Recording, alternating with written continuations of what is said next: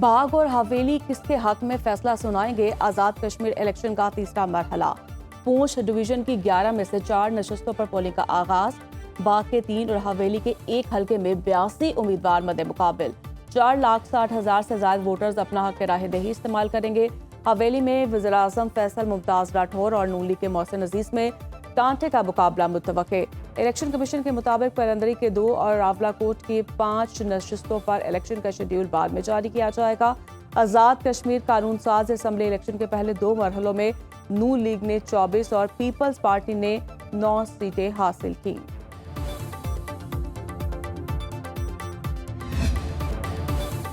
Peoples party के रहनुमा चौधरी यासिन की इलेक्शन कमीशन आजाद कश्मीर पर इल्जामात की बारिश।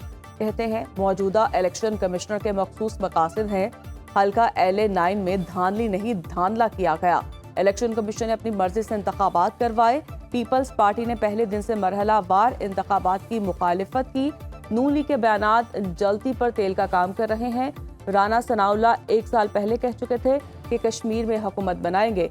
आजाद कश्मीर इलेक्शन में 2016 के इंतखाबात की याद करवाई गई। सिंध हुकूमत का मीर रजा कत्ल केस में जुडिशल कमीशन बनाने का फैसला। वज़ीर दाखिला सिंध ज़ियाउल हसन अज्जार और मेयर कराची मुर्तज़ा वहाब की मीर रजा के वालिदैन से मुलाकात। लवाहिकीन को शफाफ तहकीकात की यकीन दहानी कहा।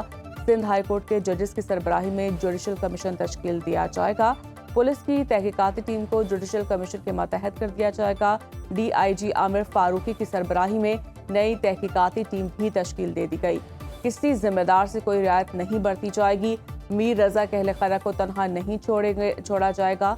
मेयर कराची मुर्तज़ा वहाब कहते हैं मीर रजा केस में पोस्टमार्टम के बाद नई तफ्तीशी टीम तश्कील दी गई। किसी चीज को नहीं छुपाया जाएगा। रिपोर्ट से पहले तक सुसाइड की तरफ देख रही थी। अब कल की रिपोर्ट में चूंकि 2 बड़े अहम पॉइंट्स आए। एक कि गोली गालिबन पीछे से लगी है और दूसरा ये कि उनकी बॉडी पर शायद तशद्दुद के निशानात थे। तो इन दोनों फैक्टर्स को जो नई तफ्तीशी टीम है, तहकीकाती टीम है, इन्वेस्टिगेट करेगी। मीर रजा को कत्ल के बाद तेजाब से जलाने की कोशिश की गई। मेडिकल बोर्ड ने तहकीकात के बाद तहलका-खेज इंकशाफात सामने आ गए। मकतूल की शनाख्त मिटाने के लिए तेजाब डाला गया। मीर रजा अली के चेहरे और हाथ समेत मुख्तलिफ अज़ा को तेजाब से जलाया गया, जिसकी वजह से मीर रजा के जिस्म की रंगत भी बदली। ज़राए के मुताबिक शर्ट के सामने के हिस्से पर तेजाब के निशानात पाए गए। सीने के करीब शर्ट का कुछ हिस्सा जला और फटा हुआ था। मीर रजा अली की शर्ट समेत मुख्तलिफ सैंपल्स फॉरेंसिक के लिए भेजे गए। फॉरेंसिक रिपोर्ट से शर्ट पर मौजूद निशानात की नौइयत वाज़ेह होगी।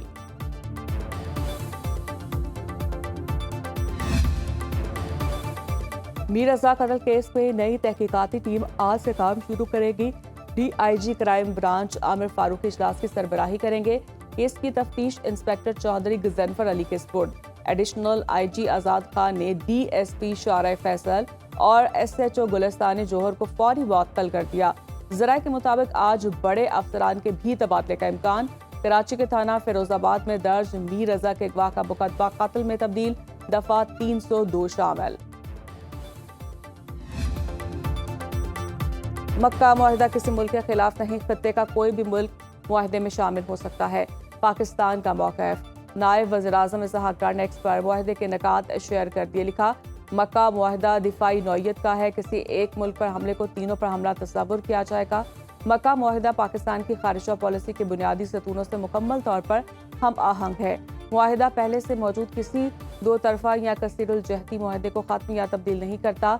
मक्का मुआहिदा कई बरसों से जारी मुज़ाकरात और बाहमी राब्तों का नतीजा है, जिसका मकसद अमन और सलामती से मुतालिक मुख्तलिफ चैलेंजेस से निपटने के लिए स्ट्रेटेजिक ताउन को मजबूत बनाना और खत्ते में अमन इस्तेहकाम और खुशहाली को फ़रोग़ देना है।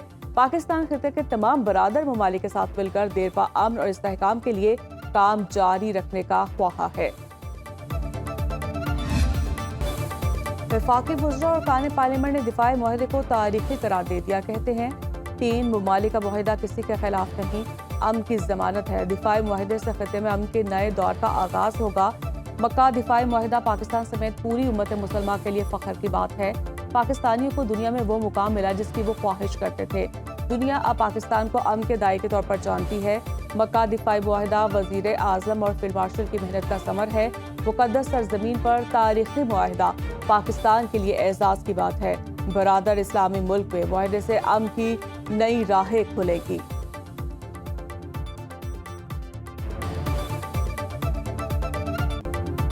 گلگت سے کراچی تک پوری قوم کی ایک آواز، پاکستان، سعودی اور ترکیہ زندہ باد۔ تاریخی دفاعی معاہدے پر ملک بھر میں رونق عروج پر، اہم شاہراہوں پر پاکستان، سعودیہ، ترکیہ کے پرچموں کی بہار۔ ایوان صدر، وزیر اعظم ہاؤس، پارلیمنٹ سج گئی۔ تاریخی معاہدے کی خوشی میں اسلام آباد میں شاندار آتش بازی، لاہور کا مال روڈ روشنیوں سے جگمگا اٹھا۔ Pakistan airports authority headquarters اور ایئرپورٹ سب سرخ روشنیوں سے منور۔ پاکستان ریلویز ہیڈ کوارٹرز کو بھی سجا دیا گیا۔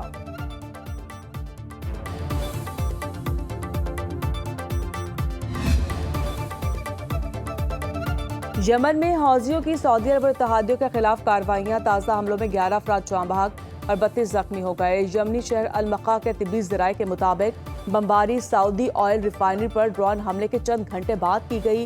المقا اس علاقے میں ہے جو یمن کی صدارتی قیادت کونسل کے زیر انتظام ہے۔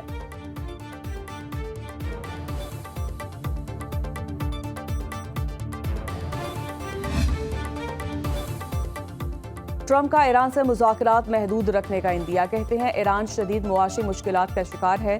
امریکہ ایران پر معاشی دباؤ بڑھانے پر توجہ دے گا۔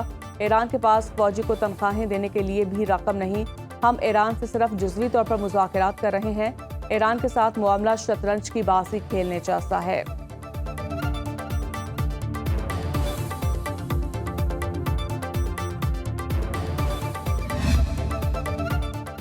وزیر خارجہ اسحاق ڈار کا کینیڈی ہم منصب انیتا آنند سے ٹیلی فونک رابطہ۔ ترجمان دفتر خارجہ کے مطابق دونوں وزراء خارجہ میں امریکہ ایران صورتحال پر تبادلہ خیال۔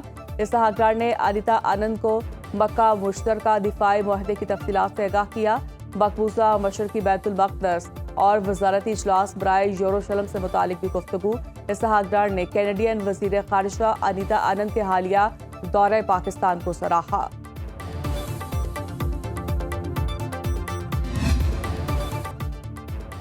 رہنما ایم کیو ایم مصطفیٰ کمال کے ملک میں 33 صوبے بنانے کی تجویز۔ جلسہ سے خطاب کرتے ہوئے کہا پاکستان کی آبادی 24 کروڑ سے تجاوز کر چکی ہے، صوبے صرف 4 ہیں، نئے انتظامی پوائنٹس بنانا ناگزیر ہو چکا ہے۔ ملک میں کسی نئی حد بندی کی ضرورت نہیں، موجودہ ڈویژنز کو ہی صوبے بنا دیا جائے، اسلام آباد کو بھی صوبے کا درجہ دیا جائے۔ ایم نئے منصوبوں کے لیے اٹھنے والی ہر تحریک کا حصہ بنے گی۔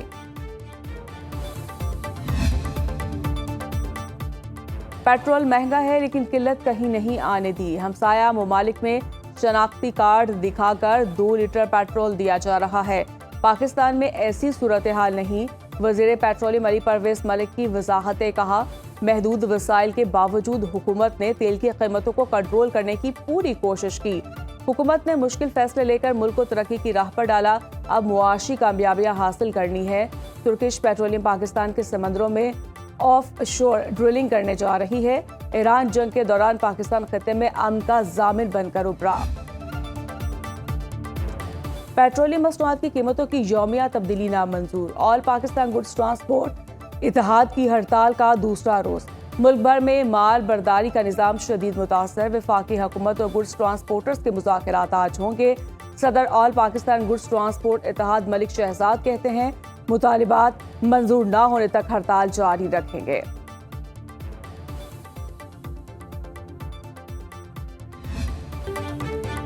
ہمارے شہداء ہمارا فخر، وفاقی وزیر احسن اقبال کی کیپٹن حمزہ شہید کے گھر آمد، اہل خانہ سے تعزیت، شہید کی لازوال قربانی کو خراج عقیدت پیش کیا۔ احسن اقبال کا کہنا تھا کیپٹن حمزہ نارووال اور پاکستان کا فخر ہے، حمزہ نے دہشت گردی کے خلاف جنگ میں جان قربان کی، شہداء کی قربانیاں ناقابل فراموش ہیں، پاکستان پہلے بھی دہشت گردی کو شکست دے چکا، اب بھی دیں گے۔ یوم آزادی میں 4 روز باقی، جشن آزادی کی تیاریاں عروج پر پہنچ گئی، قومی پرچم اور جھنڈیوں سمیت مختلف چیزوں کے سٹال سج گئے، بچے بھی 14 اگست کے لباس، بیچز اور ٹوپیاں خریدنے میں مصروف۔ لاہور لبرٹی چوک میں جشن آزادی کی سائیکل ریلی، بارش کے باوجود بڑوں اور بچوں کی بڑی تعداد میں شرکت۔